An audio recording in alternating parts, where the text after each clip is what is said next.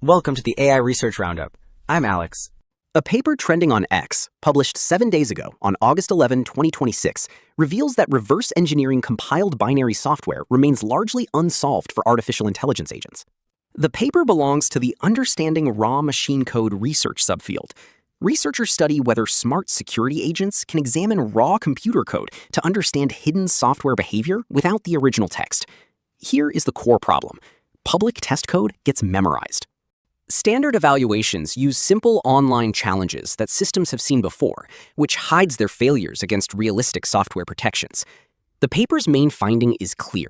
Advanced defenses stop AI models. Adding realistic defense techniques cut model scores in half, and the best system fully solved less than a third of targets. Table 1 highlights why existing benchmarks fall short for binary reverse engineering. Earlier capture-the-flag competitions rely on public code that risks pre-training contamination, while cleanroom alternatives test only toy programs with under 600 lines of code. In contrast, SRE-Bench provides 262 private instances, spanning over 1,500 deterministically graded tasks. It averages nearly 17,000 lines of code per program and incorporates real-world binary protections, creating a far more rigorous testbed. Table 1 established the gap in existing benchmarks. Figure 1 outlines how SRE-Bench builds and evaluates these realistic targets. Security experts write private source code across diverse languages and domains before applying advanced anti-analysis protections. Agents then analyze compiled binaries in an interactive workspace with domain-specific auxiliary materials and submit solutions to a deterministic grader. An adversarial reward hacking loop audits these trials, which prevents unintended shortcuts and ensures models perform genuine reverse engineering. Figure 1 showed the overarching pipeline. Table 3 outlines the 5 practical domains evaluated in the benchmark. 19 unique programs cover network protocols, games, file format compressors, malware implants, and bare metal firmware. Each domain defines specific reverse engineering objectives paired with deterministic grading infrastructure.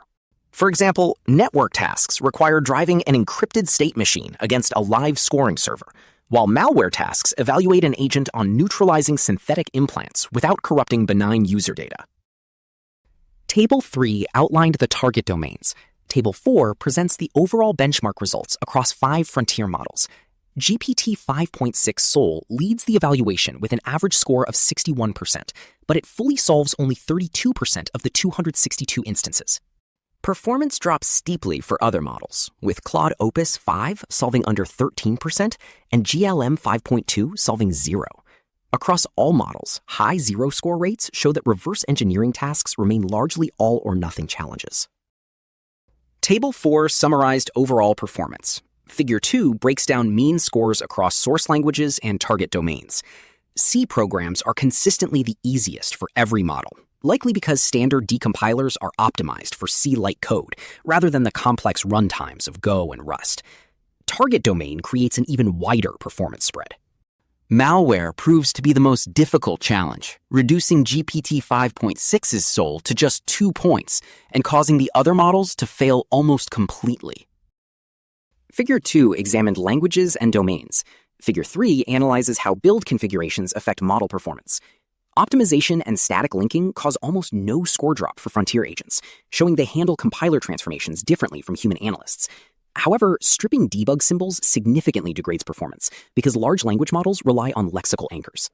Hardening defenses create the biggest obstacle, cutting GPT 5.6 Sol from 4.69 down to 2.50 and dropping all other models close to 0. Overall, SRE-Bench demonstrates that strong source code capabilities do not automatically translate to binary reverse engineering, establishing an essential testbed for measuring real-world cybersecurity progress. And that is a wrap.